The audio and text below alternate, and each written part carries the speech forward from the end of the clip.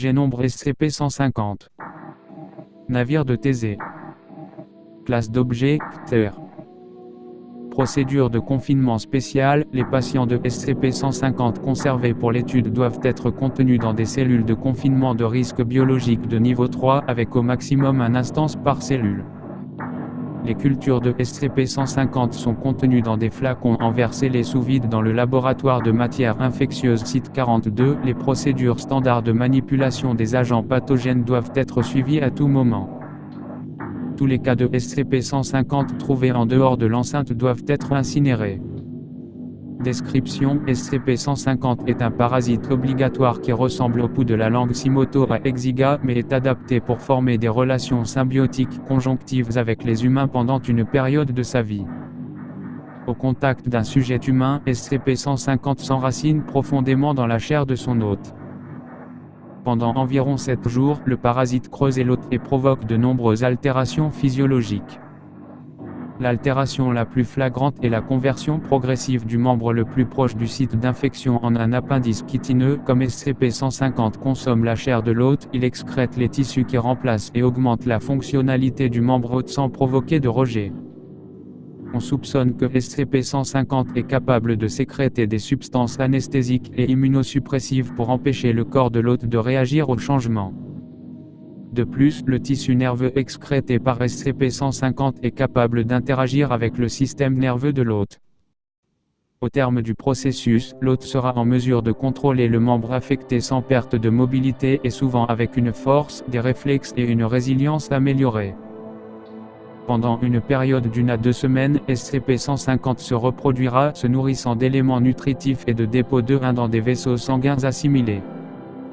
Les œufs se déposent dans tout le corps humain via la circulation sanguine alors que la grande majorité d'entre eux meurent. La survie est suffisante pour commencer à coloniser et à modifier le reste du corps de l'hôte. Bien que les sujets signalent une gêne et une perte occasionnelle du contrôle moteur au cours de ce processus, ils ne reconnaissent souvent pas la cause de cette gêne. On ne sait toujours pas pourquoi les descendants ne se font pas concurrence pour l'espace ou les ressources, ni comment le processus d'assimilation laisse les mécanismes et les processus de signalisation des cellules du corps inchangés. SCP-150 se reproduit au cours de ce processus d'assimilation. À mesure que les poumons sont assimilés, l'atout du patient produit davantage d'œufs. Bien que jusqu'à 10 000 œufs puissent être produits pendant cette période. Bien que SCP-150 entraîne inévitablement l'assimilation et l'altération du système nerveux central, y compris de la moelle épinière et du cerveau, la conscience et le comportement de l'hôte ne semblent pas affectés. Les entretiens avec des sujets infectés par SCP-150 ont donné peu d'informations, les sujets infectés ignorant SCP-150 prétendant ne ressentir aucun changement ou amélioration de certains sens et facultés. Bien que les sujets conscients de l'infection puissent identifier la source du changement, ils ne manifestent que peu ou pas de sentiments négatifs et expriment souvent une attitude positive à son addendum 150E, transcription d'expériences sur la leucotomie exploratoire et la transformation des tissus nerveux. 2 sujets de classe D, des 13 732 et des 16 002, ont été infectés par SCP-150 et ont pu progresser à tous les stades de l'infection. Afin d'examiner le plein effet de l'infection, des neurochirurgies exploratoires ont été réalisées sur les 2 sujets. Des 13 732 a été euthanasié, son tissu nerveux s'est avéré avoir été entièrement remplacé par de plus petites instances de SCP-150, les instances comprenant sa matière cérébrale ont été extraites et stockées pour l'expérimentation sur des 16 002. La craniotomie et la leucotomie décompressive suivantes ont été réalisées par le Dr Arlance, le Dr Andy Robin et le Dr Alex Harlow sur le D16002. Une transcription complète suit. Begier log 21h43. Le D16002 est partiellement anesthésié pour l'engourdir lors du forage initial du crâne. Le processus se déroule sans incident, bien que Harlow rapporte s'attendre à une moindre résistance du crâne lors du forage et de la découpe du lambeau. La dure-mère, de nombreuses petites instances de SCP-150 sont observées se trouvant dans la cavité crânienne où devrait se trouver le cerveau. Projection cartographique. Dr. Comment vous appelez-vous? D16002, Mako expurgé. Dr. Nommez quelque chose pour vous asseoir. Des 16002, président. DR. Quelle est la couleur de l'herbe? Des 16002, vert. DR. Qu'est-ce qu'un plus un? Des 16002 marque un temps d'arrêt. Des 16002, 2. DR. Robin, nous avons indiqué l'emplacement approximatif de la zone de Wernicke 2. DR Arlo, merci, docteur. Je vais maintenant extraire certains des spécimens de cette région.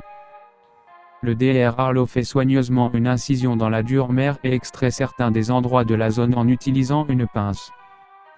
Il place chaque instance dans une fiole de verre, la ferme et la place sur un support proche. Chaque instance semble s'agiter.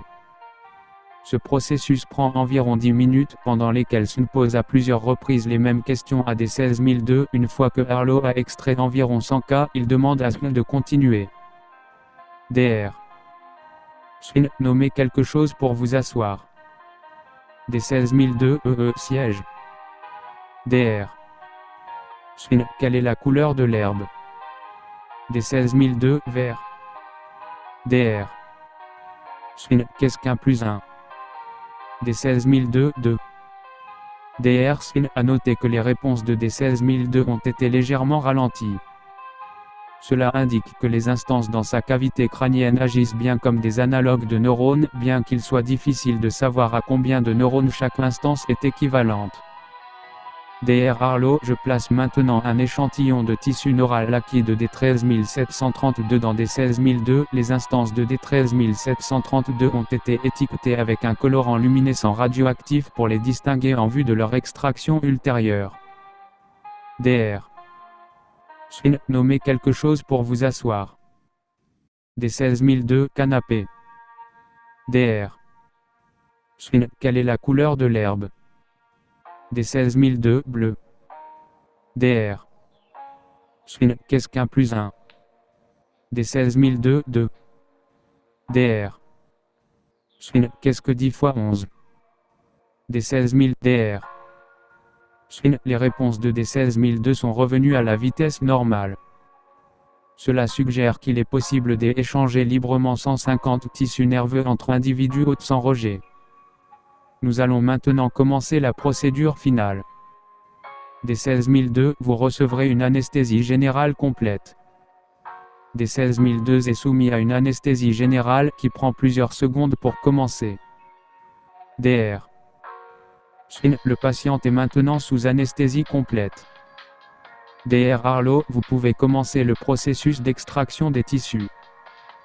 Pour cette dernière procédure, nous tenterons de remplacer complètement le tissu cérébral du D16002 par celui du D13732. Auparavant, pendant l'exploration de la cavité crânienne de D13732, le DR Arlo et moi-même avons observé que les instances reliant sa matière cérébrale à sa matière spinale n'étaient en aucune façon sécurisées et semblaient en fait changer de position avec d'autres instances du cerveau. Nous verrons jusqu'où va cette compatibilité. Il y a un silence pour l'heure suivante alors que les DRS Arlo et Robin enlèvent le haut du crâne de D16002 et commencent à extraire sa matière cérébrale dans un grand récipient en verre. DR. Extraction terminée. La matière cérébrale de D16002 a été supprimée avec succès. Le DR Arlo place maintenant la matière cérébrale du D13732 dans la cavité crânienne exposée du D16002. Silence pendant plusieurs minutes. DR Robin, la fréquence cardiaque est stable.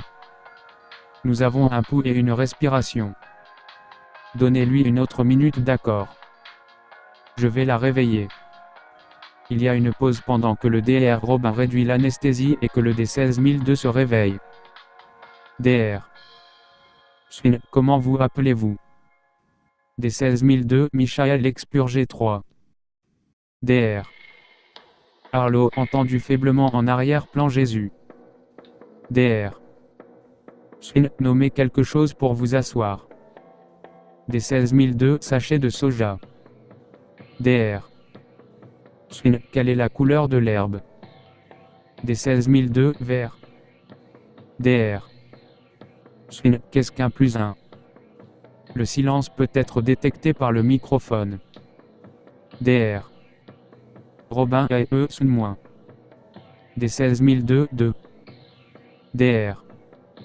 Robin Soleil, regarde. Le cerveau de D16002 se déplace de son propre chef, se déplaçant subtilement dans les deux sens. DR Arlo, eh bien c'est nouveau. DR. Sentez-vous une douleur partout dans votre corps. D16002, ma poitrine est plutôt lourde. C'est juste la même chose sinon. DR. C'est bon à entendre. Maintenant, qu'est-ce que moi? D16002, je me sens habituellement très énergique, même avant les chirurgies, mais je suis un peu fatigué en ce moment. Dernièrement, j'ai fait de l'exercice avant de dormir, mais comme je ne peux pas, est-ce que je peux me reposer un peu? DR. Reste. D16002, comme 3-5 minutes. Je peux le faire ici si ça va. Une petite partie du haut des parties du cerveau de D16002 avant de faire un gargouillis. Après la fermeture de la partie, des sections du cerveau du D16002 se rétractent rapidement. Les yeux du D16002 se ferment. DR. Cela ne semble pas bien. Le DR Robin et s'éloigne de l'opération, faisant retentir des sons en quittant la pièce. DR Arlo, D16A, D13732, ça va. D16002, ouais. Bye, je vais bien, pourquoi tu demandes?